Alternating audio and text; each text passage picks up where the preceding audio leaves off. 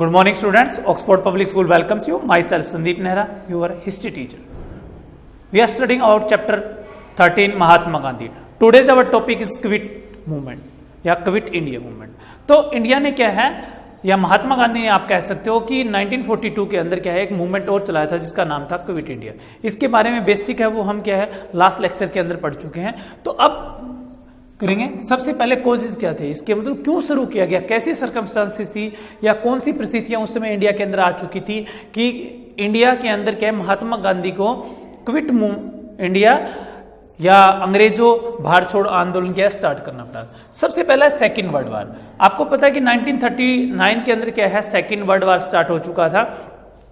तो जैसे ही second world war start होता है जो इंडिया के वायसराय थे लिंग तो उन्होंने क्या है ये मतलब कि घोषणा कर दी थी या ये कह सकते हैं कि ये बोल दिया था कि इंडिया क्या है अंग्रेजों की तरफ से क्या है इसके अंदर पार्टिसिपेट करेगा, यानी एक अंग्रेजों का प्रतिनिधित्व करेगा, यानी अंग्रेजों की हेल्प के लिए वो बिना किसी परमिशन के, ना महात्मा गांधी की परमिशन से ना कांग्रेस की परमिशन से.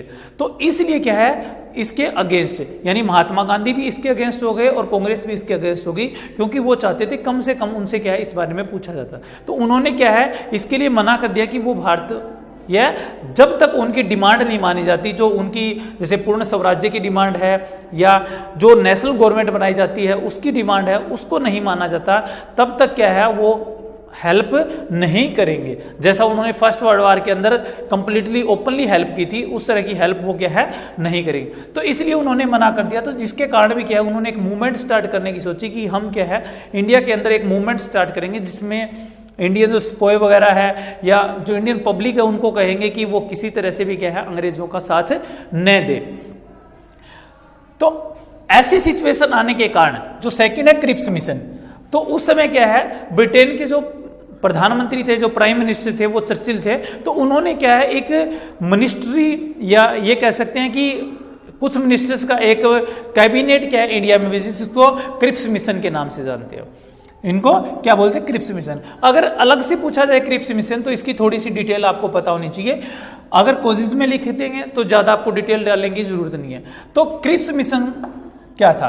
क्रिप्स मिशन था कि इंडिया के अंदर जो सिचुएशन चल रही थी उसको हैंडल करने के लिए 1942 के अंदर ब्रिटेन की जो गवर्नमेंट है या उनके जो प्राइम मिनिस्टर चर्चिल उनके द्वारा क्या है एक मिशन इंडिया के अंदर क्या है भेजा गया जिसके जो चीफ थे या जो मुखिया थे या लीडर जिसके अंडर में क्या लीडरशिप दी गई थी वो स्टेपर्ड क्रिप्स थे. तो इसलिए इसका नाम क्या है क्रिप्स मिशन रखा गया. इसका काम क्या था? इसका काम था कि महात्मा गांधी और कांग्रेस के साथ क्या है मीटिंग करे वहां पर और उनको क्या है इंडिया को किसके फेवर में लेके आई? ब्रिटेन के फेवर में लेके आए. क्यों लेके आए कि 1939 में जो फर्स्ट वार स्टार्ट हो चुका था तो आजाद हिंद फौज का गठन हुआ था आपको पता है. और वो क्या है किसका सहयोग कर रही थी? जापान और जर्मनी के साथ क्या है मिल चुकी थी, यानी जापान के साथ मिल करके और जर्मनी के साथ मिल करके क्या है अंग्रेजों के खिलाफ लड़ रही थी. इस कारण क्या है सिचुएशन जो है क्रिटिकल हो चुकी थी, यानी अंग्रेज इंडिया को भी गंवा सकते थे. तो इसलिए उन्होंने क्या क्रिप्स मिशन को इंडिया भेजा ताकि वो क्या है अपने फेवर के अंदर इंडियंस को कर सके. क्योंकि जापान का पलड़ा लगातार 1942 तक हम कह सकते हैं कि लगातार भारी होता जा रहा था. मतलब ऐसी कंडीशन थी कि अगर यूएसए या अमेरिका क्या है सेकेंड वर्ल्ड वार के अंदर ना आता या ना कूदता तो ब्रिटेन रसिया इनको हार का भी सामना करना पड़ सकता था. तो इसलिए मार्च 1942 के अंदर क्रिप्स मिशन क्या है इंडिया के अंदर आया. तो इसमें से 1 मार्क्स के जो क्वेश्चन निकाले जा सकते हैं कि उस समय क्या ब्रिटेन के अंदर जो प्राइम मिनिस्टर थे वो कौन थे, क्रिप्स मिशन था क्या, क्रिप्स मिशन के जो हेड थे या चीफ थे वो कौन थे, कब ये इंडिया के अंदर आया और इसके अंदर डिमांड क्या रखी गई कांग्रेस के द्वारा या महात्मा गांधी के द्वारा. तो महात्मा गांधी ने डिमांड रखी थी कंप्लीट इंडिपेंडेंस की या स्वाधीनता की, हम कह सकते हैं कि स्वाधीनता की डिमांड रखी थी या पूर्ण स्वराज्य की डिमांड रखी थी कि भारत को क्या है जैसे ये युद्ध खत्म हो क्या कर देना चाहिए, पूर्ण रूप से स्वतंत्र कर देना चाहिए. वैसे वो सुभाष चंद्र बोस की आजाद हिंद फौज जो बनाई गई थी उसके अगेंस्ट से उनके फेवर में नहीं जाना चाहते थे क्योंकि महात्मा गांधी और पंडित जवाहरलाल नेहरू दोनों ही नाजीदम के खिलाफ थे, यानी जो नाजी प्रथा वहां पर थी उसके दोनों ही क्या है अगेंस्ट थे. इसलिए वो किसी भी एवेज के अंदर क्या है जापान और जर्मनी का साथ नहीं देना चाहते थे. जबकि सुभाष चंद्र बोस उनके फेवर में थे, इसलिए उन्होंने आजाद हिंद फौज का गठन करके वहां से क्या है उनकी हेल्प करना स्टार्ट किया था।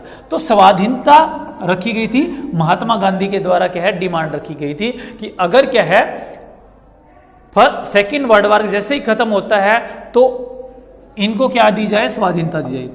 कांग्रेस ने डिमांड रखी थी कि नेशनल गवर्नमेंट के अंदर जो पार्टिसिपेट है वो कांग्रेस पार्टी का या इंडियन पीपल्स का होना चाहिए, यानी एक नेशनल गवर्नमेंट बनाई जानी चाहिए जिसके अंदर इलेक्ट के द्वारा यानी इलेक्शन के द्वारा जो लोग आएंगे, प्रतिनिधि तो आएंगे, वो क्या करेंगे इसके अंदर पार्टिसिपेट करेंगे और वो नेशनल गवर्नमेंट बनेगी। दोनों डिमांड को क्या क्रिप्स मिशन के द्वारा खारिज कर दिया गया, इसलिए क्या है क्रिप्स मिशन वापस लौट गया। थर्ड है refugees to independence to India. तो इस तरह से अंग्रेजों ने क्या है इंडिया को इंडिपेंडेंट करने से मना कर दिया। तो ये 3 रीजन थे या 3 कॉजेस थे जिसके कारण क्या है क्विट इंडिया मूवमेंट या भारत छोड़ो आंदोलन क्या है चलाया गया। अब इसकी बिगिनिंग एंड प्रोग्रेस है।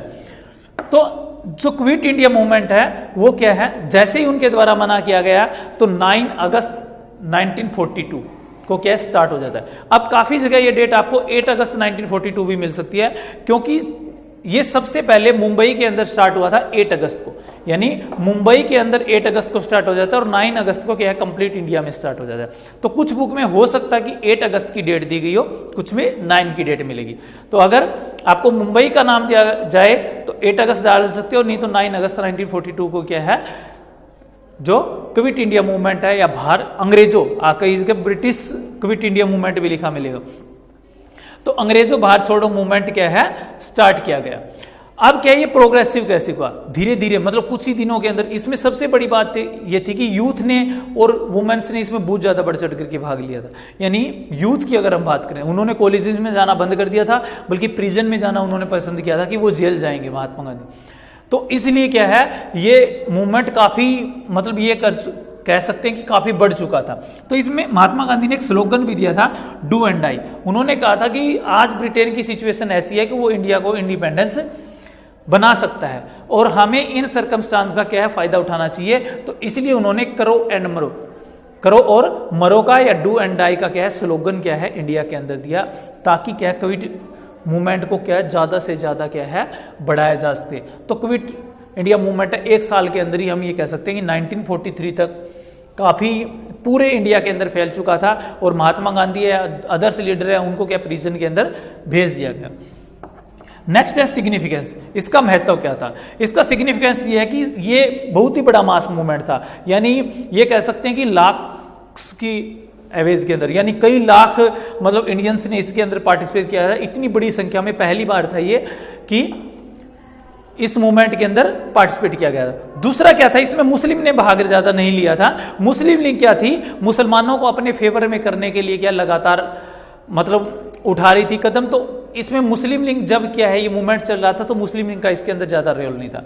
दूसरा क्या है, वैसे ब्रिटेन ने क्रश जो कर दिया था इंडिया के अंदर, इस मूवमेंट को दबा तो दिया गया था लेकिन fail to crush the speech of the freedom.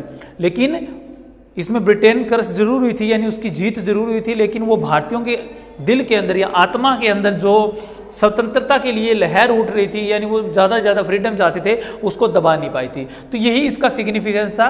वैसे इसके अंदर क्या फ्रीडम नहीं दी गई, लेकिन फिर भी इसके जस्ट 3 ईयर हम ये कह सकते हैं कि ये मूवमेंट जब खत्म हुआ तो उसके 3 साल के अंदर अंदर ही क्या है इंडिया को इंडिपेंडेंस देनी पड़ी, यानी ब्रिटेन की सिचुएशन ऐसी हो चुकी थी। वो अब समझ चुके थे कि इंडिया को क्या करना पड़ेगा, अब इंडिपेंडेंस देनी ही देनी पड़ेगी। तो ये आपका क्या था क्विट इंडिया मूवमेंट। अब इस चैप्टर में कुछ टॉपिक या क्विट इंडिया मूवमेंट के साथ कुछ टॉपिक और पूछे जाते हैं, वो मुस्लिम लीग से रिलेटेड है। तो सबसे पहले मुस्लिम लीग ने क्या है इस क्विट मूवमेंट के अंदर या क्विट इंडिया मूवमेंट के अंदर ज्यादा कोई पार्टिसिपेट नहीं किया था, लेकिन उनके द्वारा किए गए काम है उस टाइम के अंदर वो क्या है 1940 के अंदर क्या है डिमांड उठाई गई, पाकिस्तान की डिमांड उठाई जा रही थी लगातार। 1940 के अंदर उन्होंने क्लियरली डिमांड उठा रही थी कि उनके लिए एक सेपरेट, मुस्लिम्स के लिए एक सेपरेट कंट्री होना चाहिए जिसका नाम क्या हो, पाकिस्तान हो। तो इसलिए क्या है पाकिस्तान की डिमांड 1940 के अंदर क्या है मोहम्मद अली जिन्ना और उनके द्वारा उठा दी गई और वो एक अलग से क्या है पाकिस्तान चाहते थे। अब पहले क्या है पूरे इंडिया और ब्रिटिश गवर्नमेंट दो के बीच में कॉन्फ्लिक्ट चल रहा था। अब मुस्लिम लीग कांग्रेस और क्या है, ब्रिटिश। तीन के बीच में कॉन्फ्लिक्ट पैदा हो गया, यानी तीन अलग अलग टीमें बन गई थी, तीनों के साथ क्या है, आपस में गठजोड़ करना जरूरी था। इंडिया के अंदर कोई भी मतलब सिचुएशन लेके आनी पड़ती, कोई भी ये कह सकते कि मिशन आता तो तीनों का आपस में सहमति होना क्या था, जरूरी था। दूसरा, इनके द्वारा डायरेक्ट एक्शन डे। तो जब सेकेंड वर्ल्ड वार क्या है खत्म हो जाता है तो कैबिनेट मिशन को इंडिया में भेजा जाता है। कैबिनेट मिशन था जिसके द्वारा क्या है, जो डिस्ट्रिक्ट थे, जो प्रिंसेस थी, उनके अंदर इलेक्शन करवा करके एक कैबिनेट इंडिया की बनवाना, जो इसके लिए क्या है, एक कॉन्स्टिट्यूशन असेंबली बनाएगी और वो कॉन्स्टिट्यूशन असेंबली इंडिया के लिए क्या करेगी, संविधान का निर्माण करेगी, यानी कॉन्स्टिट्यूशन बनाएगी। लेकिन उसके अंदर क्या है, मुस्लिम लीग को सिर्फ 73 के आसपास सीट्स प्राप्त होती है, तो इसके कारण वो इसका बायकॉट कर देती है और उसने कोलकाता के अंदर 16 अगस्त 1946 को क्या है, डायरेक्ट एक्शन डे अपनाया, यानी प्रत्यक्ष कार्यवाही दिवस। इसका नतीजा ये निकलता है कि काफी इंडिया के अंदर खून खराबा यानी ब्लोडीज डे के अंदर मनाया जाता है और इसमें काफी मुस्लिम्स को, कई जगह हिंदू के द्वारा मुस्लिम्स को, कई जगह मुस्लिम के द्वारा हिंदूज को क्या है, मार दिया जाता है। ये कोलकाता से निकल करके बिहार, पंजाब, काफी दिल्ली के आसपास के एरियाज के अंदर काफी फैल जाता है। तो ये मुस्लिम लीग के 2 पॉइंट्स हैं इनके बारे में क्या है, पूछा जाता है। या डू एंड डाई स्लोगन के बारे में पूछ लेते हैं कि ये स्लोगन किसने दिया था, कब दिया था। तो ये 1942 के अंदर क्या, महात्मा गांधी ने करो या मरो का क्या स्लोगन दिया था। तो ये आज आपका टॉपिक था। Okay, thank you, have a nice day.